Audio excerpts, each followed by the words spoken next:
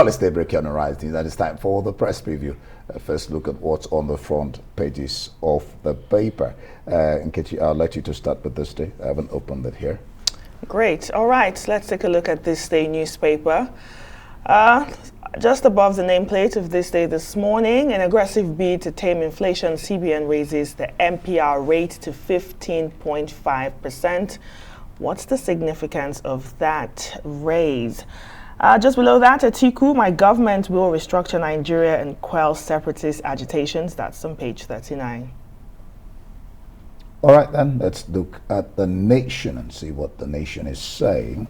The Nation has as its headline, Nigerians face harder times as CBN raises interest rate. It has two riders. MPR hike from 14% to 15.5% to contain rising inflation. Experts are faulting the policy of the central bank. Just that picture there, you said Lagos takes delivery of trains for Red Line rail system. And then beside the picture of Akeredolu, governor of Ondo State, presidency to Akeredolu, no state can arm security outfits. And on the topmast, Atiku, I'll be stepping stone for Igbo presidents. Suspended Ogu governor's aide Rufai jailed 5 years. All right. The Punch newspaper this morning, campaign beginning today, looking forward to the 2023 elections. Atiku, governors land in Abuja. Tinubu Obi delay campaigns. The rider there, police put personnel on alert. IG INEC chair to address presidential candidates. That's on page 2. Let's look at The Guardian. The Guardian newspaper, economy in red, credit squeeze. The CBN continues with 20-year high interest. And just that picture you're seeing there, court nullifies Ogun PDP governorship. Kebbi Central Senatorial District primaries. And just it says FG gets hashtag NSAS report 2 years after promised implementation, and court orders INEC to publish the names of candidates in Edo governor's faction. Wike brings back legacy 600 aircraft abandoned in Germany. All right. International papers now. Financial Times. Market turmoil requires tough action from Bank of England. That's its chief economist is warning. And just below that, sabotage concerns after Russian gas pipelines in Baltic suffer series of leaks. All right, let's look at the Independent now. Tory MPs tell Kwateng to sort budget disaster. All right, for the press review, let's bring in Emmanuel Bello, who joins us now. Emmanuel, good morning. Good to have you. Thanks for joining us. Campaign begins today. The Punch newspaper is reporting that Atiku, governors of the PDP, land in Abuja as they inaugurate the campaign council. Meanwhile, the APC, Labour Party, delay campaigns. What can you tell us? Well, Nkechi, yes, the start is a historic day for the elections generally, because this is the the starting point. If the race, this is the blow of the whistle. And you want to be in the forefront of that, and I think that's what the PDP with Atiku has done. They are starting strong today on a very strong note. But you can even see some of the adverts they've placed in some of the big newspapers. What they call the wraparound. Adverts, big suggestion that look, they are ready on day one of the race, because this is where the race actually starts. At the blow of the whistle, they want to take a jump. But of course, like some people would like to say, India, I'm sure you agree with this, that the race is not for the swift. Yeah, like they said. Or the battle is not for the strong. Or the knowledgeable. Yeah. So, but in politics, every day counts. And so today is counting for the PDP. That delay that Punch is reporting of the Labour Party, that Obi is delayed, and APC also delaying their kickoff Inauguration of their- inauguration.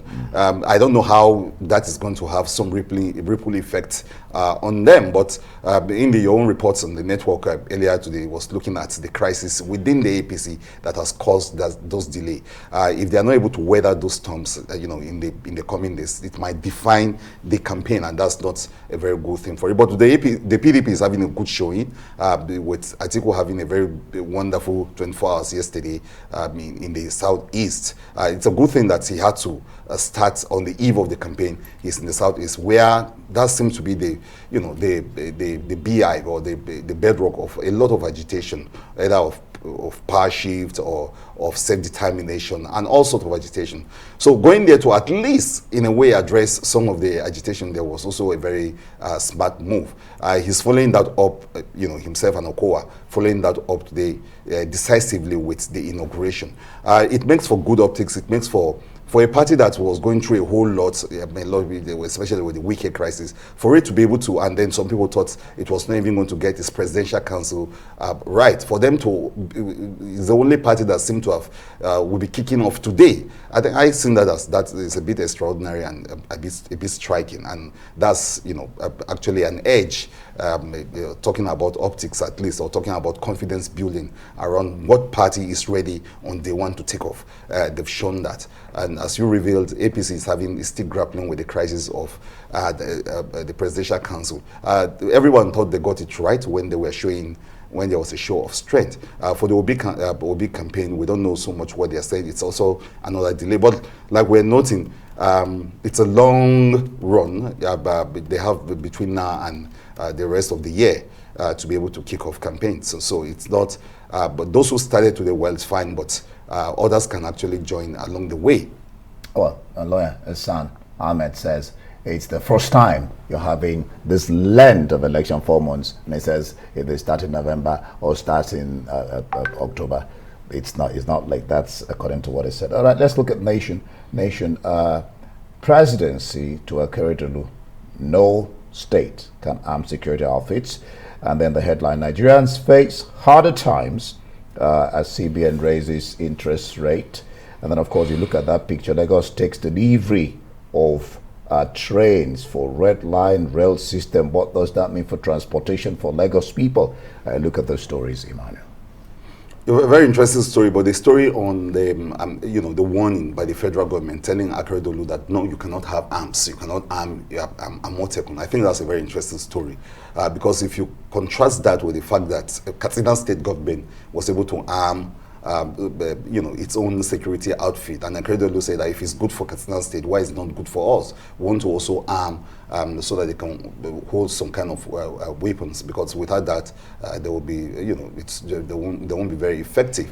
But federal government now weighing on that and saying that, look, no state or no member of the federating unit can actually carry arms or arm a security outfit, goes to the heart of the discussion we'll be having even from the start of the year, the issue of federating units, the issue of federalism, and then the crisis of security, the fact that we keep asking, some people keep saying that the only way to deal with some of this crisis is to arm, state security outfits, so that they will be able to complement, or as a matter of fact, solve some of the problem that the police or this, those who have been given the job of protecting us are overwhelmed. But the federal government now saying that, look, you don't do that, and that they in that response by Garba Shehu, tried to even explain the Katsina State government situation, saying that, well, the Katsina State approached the federal government and said, look, we need to have some arms. So I don't know whether it's a matter of procedure, but if you are allowing Katsina State to hold some arms, I don't know why you deny another state. Akeredolu himself, who is a lawyer, who understands these matters, the legality of it all, keeps saying that, look, we need to arm Amotekun. So it is those contradictions that will define the debate around the issue of state security, the ability of states to actually think outside the box and come out with measures to protect themselves. If the federal government is overwhelmed, if the police are overwhelmed, and we still have crisis of insurgency and everything, states are actually thinking of how to deal with this crisis. And Akeredolu's story might just be, it's secluded on those stories, but it's one that we eventually engulf the entire country, because everyone, we have to actually wonder whether it's not the time has not come for them to arm their own security outfit and defend themselves. So I think that story is very important. Now back to the political scene. INEC is reporting on the start of campaigns that all 18 presidential candidates are facing litigation. They say this is because the parties did not have internal democracy in their dealings, and they say this is not good for the electoral process. What are your thoughts? Well, just the bigger story there, or the bigger picture there, is the role of INEC in the campaign, trying to ensure that it's in one other story today carried in one of the papers, INEC is still saying that, look, it's going to deliver one of the most transparent elections, one of the most believable elections, with the use of beavers and all of that. So it's just the role INEC has been talking, and it needs to be talking all through, and it needs to talk in such a way that it's very clear to Nigerians what INEC is able to do as we go, because a lot is going to depend on INEC, on their sincerity, their honesty, their transparency, and also in keeping with the Electoral Act itself. So they must not be seen as flaunting those laws and those acts, because a lot depends on that, especially, for instance, what they are saying about how the campaign should run, the language, the tone of the campaign, the fact that they will be sanctioning any abusive language and all of that. All eyes will be on INEC, although the parties are fair now with the campaign, but a lot will depend on INEC is doing, whether it's in a story like the one that where you just consider, or in the other wider issues surrounding the INEC. So a lot of surveillance by both civil society and the rest of us, watching each of the way what INEC is doing around the issue of campaigns, around the issue of elections. Very important that INEC is out there, seem to be talking and seem to be doing the right thing. All right, two stories, one from The Nation, from The Guardian, and this says, oil theft, Tompolo's gunboats storm Niger Delta creeks. Let's see The Guardian. The Guardian says, FG gets hashtag NSAS report 2 years after promises implementation, then court orders INEC to publish names of candidates in Edo governor's faction. Very interesting story. Each one of those stories can actually take an hour of discussion. But the gunboats thing with Tompolo now going into the creeks, it's a very interesting story, because I mean that's why India was hired in the first place, to see that they actually stem the tide of those oil thefts. And all the other stories we are considering, the issue of the fall of the naira, the crisis of subsidy and all that, all dovetails into how we're able to deal with the crisis of the oil sector. And it doesn't get bigger than the crisis of oil theft. So if this is going to help, Tompolo gets close to 4 billion or so. The amount shows 4 billion or so every month for the kind of work he's supposed to do. Well, it's huge amount, but of course, if you can stem, because we're losing quite a lot, we're hemorrhaging from those losses happening in the bunkering sector. So if it's able to stem the tide and ensure that we're getting the more that we can get, we're not going to take even advantage of international emergencies around this issue. So this is a good story, and we'll watch to see what the magic of Tompolo is going to pull off in the Niger Delta. Thank you so much, Emmanuel Bello. That's the press preview. Let's hear your view on all the burning issues. Follow us on Twitter at Arise TV. You can join today's conversation using the hashtag AriseDaybreak.